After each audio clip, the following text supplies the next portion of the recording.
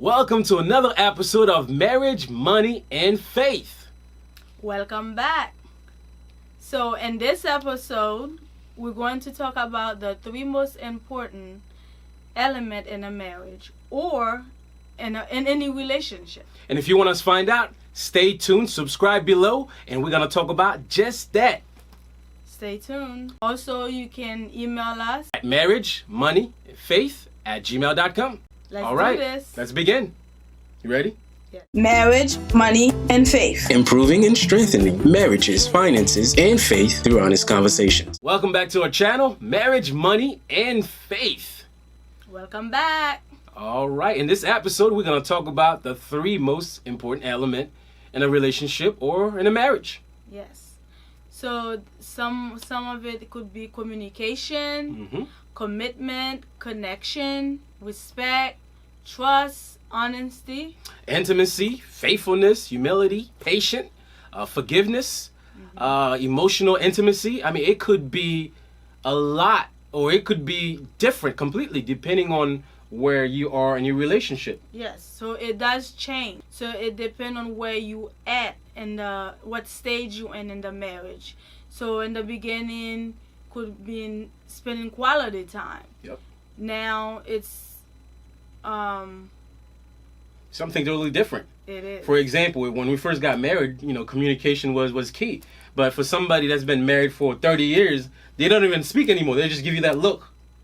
And you already know exactly what that means. So, like Manish said, it could be different, and it changes. So we are going to talk about those three important things and figure out what they are. Yes. And that's the beauty of it, because like I always say, marriage is kind of like a journey.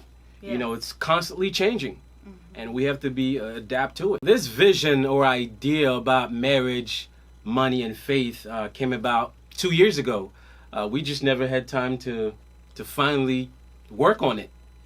Yes, because along the way we had baby number 2 and baby number 3 3 and different jobs, different job careers. changes, focusing on family, different priorities change. Yes. So we kind of put that in a back burner until now, obviously because of COVID-19, we actually got a little bit more time Yes. to work on a few things, and this was the perfect time to bring this back up. Yes. We have a lot of time now to do video or studio time, if you want to say that. Yeah, and even this sitting in front of the camera, it's completely different, but we are trying something new. We're giving it a try, and hey, give us a thumbs up. Let us know what you think. If you like this, if you have any comments, if you want to change the background, you want to pick what clothes we wear, hey, let us know. We are here just trying to learn at the same time, trying to educate you. So, we can learn from one another, and we can learn through honest conversation, which is why our motto is improving and strengthening marriages, finances, and walk of faith through simple conversation, through honest conversations. Yes. So here's an interview that we recorded 2 years ago. Stay tuned. Don't forget to subscribe below. We're going to show you these interviews that we recorded. And don't forget to follow us on Facebook and on Instagram. All right, we are now recording. The question is, what is the three most important thing in a relationship or in a marriage? What are the three most important thing in a relationship or marriage? Manish? I would say communication, prayer, and self-love. If you don't have that self-love, you can't look for it from your partner. It's going to be something you're looking for forever, a lifetime.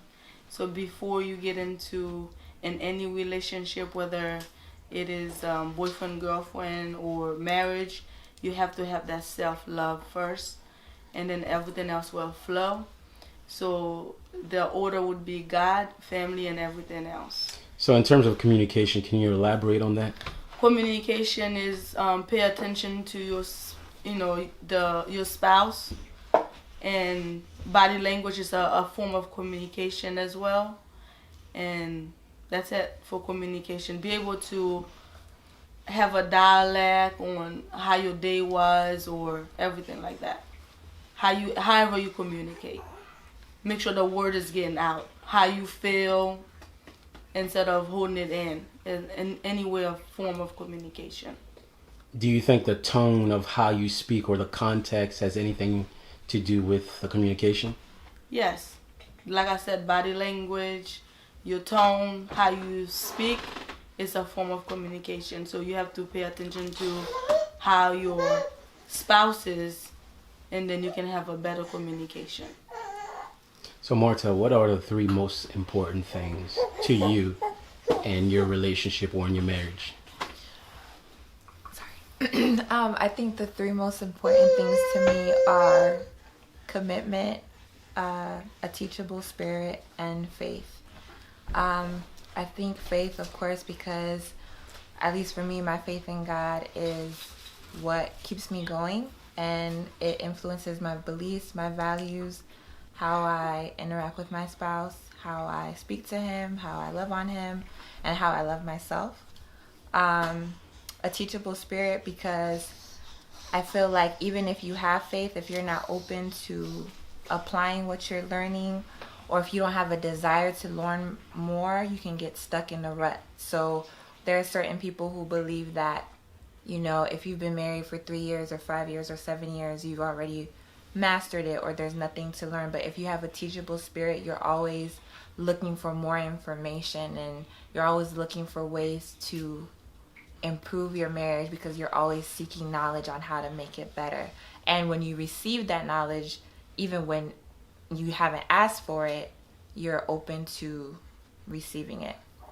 And I think commitment, because when you're committed to your marriage, you're focused on your marriage. I think in the age of social media, there's a lot of distractions.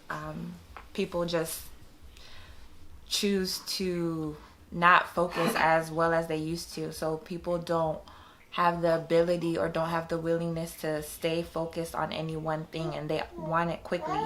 But in a marriage, when you have that sense of commitment, you are so focused on watering your own grass that you're not distracted by anybody else's garden.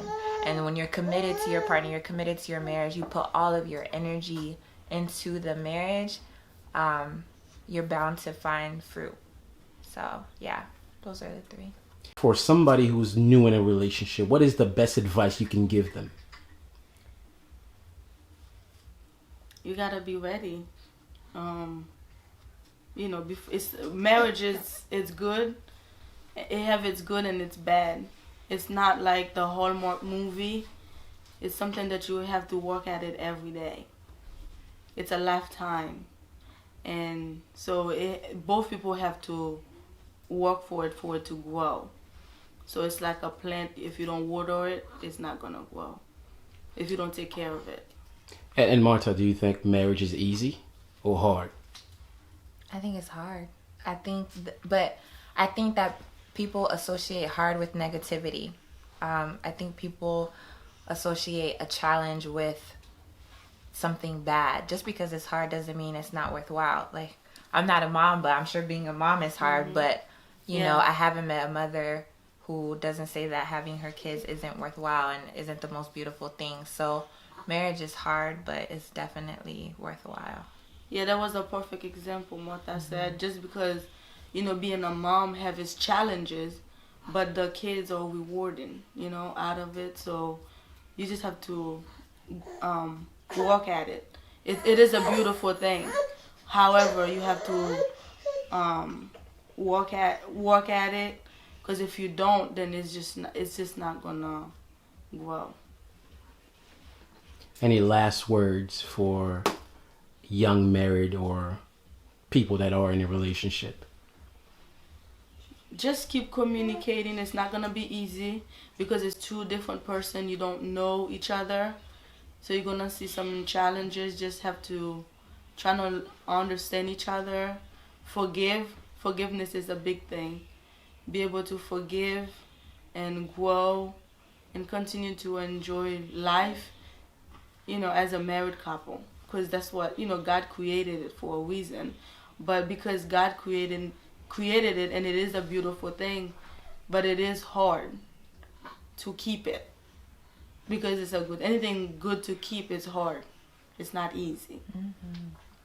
And Marta, any last word from your end? Yeah, just to add on to that, I would say to any new couple or couple in a relationship, I would just say, just be honest with yourself.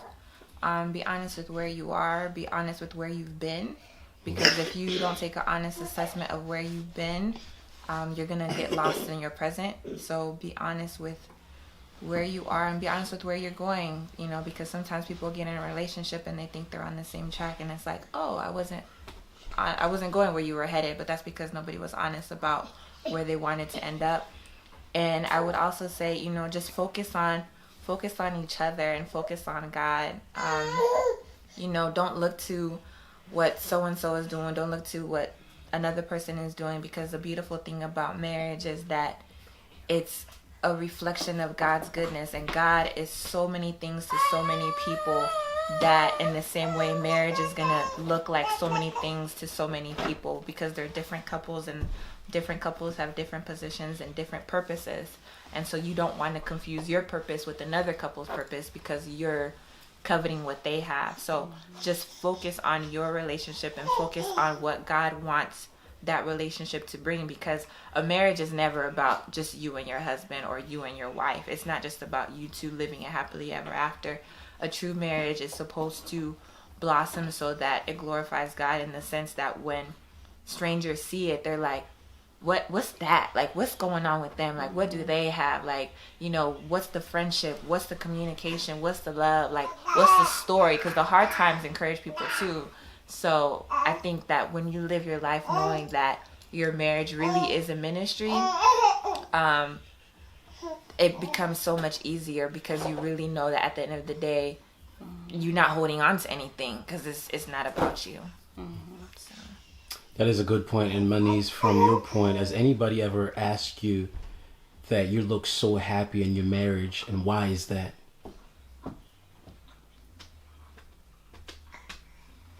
Because I put God in the center of it. Because when there's problem arise, you just have to know to go to the Creator, and He alone can fix everything. So if you keep God in the middle of it, you know, everything will work out. Same question for you, Marta. Yeah, especially my friends from college, because, you know, they've known me since I was 18 and I'm now 29. And so they can see the impact, because they've seen me in other situations and they've seen me in other interactions with men. And when they see me with my husband and they see me alone, they know that aside from God, a lot of it is attributed to what my husband has done and how he's encouraged me and influenced me to become the woman I am today. So they'll give props to him. Like, you know, they'll just say, you know, that's what's up. And I think that what's so great about him is he'll be like, glory to God. And that in itself is planting a seed that it's not just me. Like, trust me, because I'm sure there's moments where he wanted to strangle me, but God. So but God. Yeah. So, you know, just having those moments where you can glorify God. And Maniz, can you tell us again what were the 3 most important things in a marriage? Communication, prayer, and self-love. Same question for you, Marta. Commitment, a teachable spirit, and faith. Ladies, thank you for your time. Thank you.